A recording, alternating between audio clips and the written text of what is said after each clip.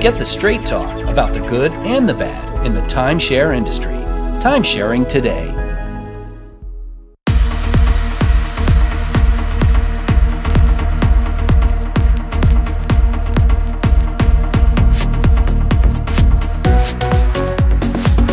Welcome to TST Broadcasting. This is Shep Altshuler, publisher of TimeSharing Today. Today we are continuing our coverage of a lawsuit involving the Manhattan Cub Timeshare Association, Inc. that was filed by attorney Jean-Marc Zimmerman of the Zimmerman Law Group on behalf of his client, TMC owner Robert Tucker.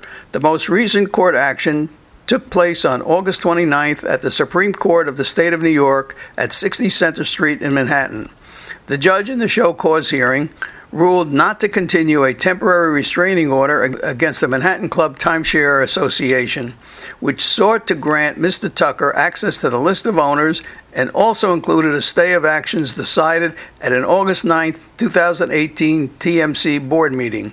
The judge determined that more time was needed to review the issues in the matter and ordered another court hearing to be scheduled for December 12, 2018. Now let's welcome Jean-Marc Zimmerman, who will take us through the details of the legal proceedings. Hi, JM. Thanks for joining us again. Sure. Hi, Shep. You were successful of obtaining a temporary restraining order on behalf of your client, Robert Tucker, on August 13th. That led to a show cause hearing on August 29th. So take a few minutes to explain to our listeners what was the remedies that were achieved in the temporary restraining order on behalf of Mr. Tucker, and then what took place at the show cause hearing on the 29th. Mr. Tucker requested from TMC, the members list, something to which he's entitled to under common law and New York state law. And he wanted the members list to promote his candidacy, and he wanted it to reach out to other members and advise them of the existence of the assurance of discontinuance and be able to communicate with other timeshare owners about the various wrongs committed by the sponsor, the Eichners, that they admitted to in the assurance of discontinuance. When he made this request, the request was denied. The election went on and was held on August 9th. We filed our action against TMC because they refused to provide him with this list to which he was entitled, and we sought a variety of relief. And included in that relief was a restraining order against board action.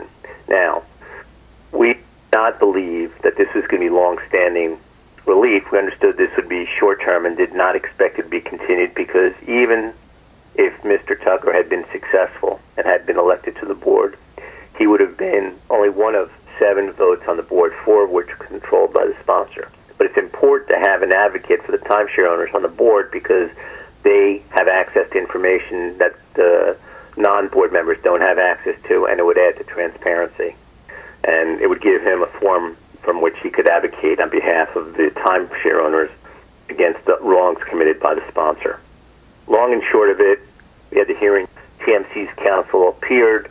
They opposed our efforts to require the owners list to be produced. They opposed other relief that we were seeking. The judge considered everything. We provided with, including the assurance of discontinuance.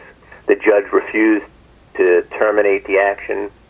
He did lift the temporary restraints, but again, as I just explained, that was not unexpected. But this matter is now before him, and he's now in a position to consider all the wrongs that have gone on in ruling on our request for the owners list. So this, from our perspective, does not bode well for TMC.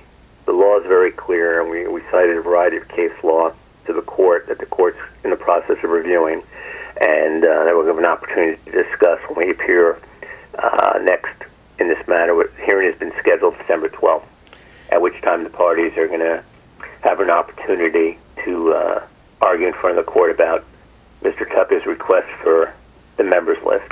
Now, during the show cause hearing, the attorneys for the Manhattan Club indicated that under the governing documents of the Manhattan Club, that if an owner wants to run for election and wants to promote a candidacy, they can do that effectively, but it requires that the information be sent out by the association to the owners and not have the owners have direct access to the owners list for various reasons of protecting privacy and improper solicitations. So how do you reconcile that difference between their argument and what the state statute provides?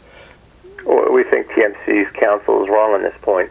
Statute doesn't provide that members have to disseminate any communications through the timeshares management. The statute's very clear. Common law is very clear. The whole purpose of being able to get the members list is so that members can communicate with one another about matters that are important to them as regards the not-for-profit corporation, which in this case, that's what the timeshare is.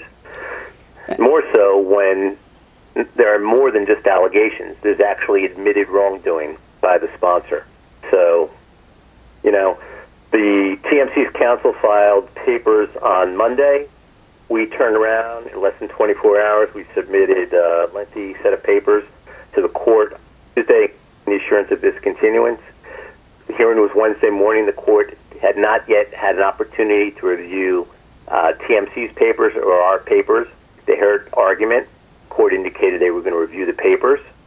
And TMC, during the argument on Wednesday, TMC's counsel made a point of trying to convince the court that this assurance of discontinuance was not relevant because it was not entered into by the Manhattan Club, but by the sponsor. But, we explained to the court that it was entered into by the sponsor not because of conduct it was entered into by the sponsor because of conduct by the sponsor explicitly pertaining to and arising from their actions at the Manhattan Club. So the court saw that this was really a non-issue, and that in fact it was relevant. So right, there was also a question raised about your legitimacy in this process, that you were looking to get access through your client of the owners list in order to initiate another lawsuit in this matter. How did you address that? The statute and the case law make clear that that is not an improper purpose, especially in this case where the action that we're contemplating bringing is a result of the wrongdoing by the sponsor at TMC. Court was not persuaded by this argument made by defendant's counsel. Court indicated they were going to review the materials, the references, the case law we provided to them in support of our position that this was a proper purpose. And since you bring it up, even Mr. Tucker is not a part of our. He's not signed on to be part of the lawsuit that we're contemplating bringing against TMC sponsor. So he has no improper purpose. He's clearly acting in good faith, as are we. We're trying to remedy the wrongs here. And I would ask those owners who, as of now, have not yet decided whether or not they want to participate in the lawsuit, even if they don't want to participate and they don't want to pay the money, please feel free to reach out to us. We can work with you in terms of effort to do things to remedy what's going on, specifically with trying to get the members list, because it's in the members' interest to get the list so they can communicate with one another. Just to also explain, before we conclude, the assurance of discontinuance. What exactly is that? And the assurance of discontinuance was an agreement that the sponsor entered into with State Attorney General of New York in response to an investigation conducted by the State Attorney General, prompted by complaints by numerous timeshare owners of wrongs that were going on at TMC. And to avoid action in the courts by the state against TMC, more specifically against the sponsor agreed to a variety of measures. One, they agreed to take steps to remedy the wrongs that have been complained of, but to date, that's really not happened. They agreed to be barred for life from the timeshare industry, and they agreed to pay $6.5 million into a fund that would go to certain timeshare owners. Not all timeshare owners are eligible to participate and make a request for money from the fund, and even those who are, they're not looking at a tremendous amount of money. They're looking at a few $100s, and insofar as we're aware, to date, none of the money has been dispersed. The other thing, I want to make another point that I brought out in court.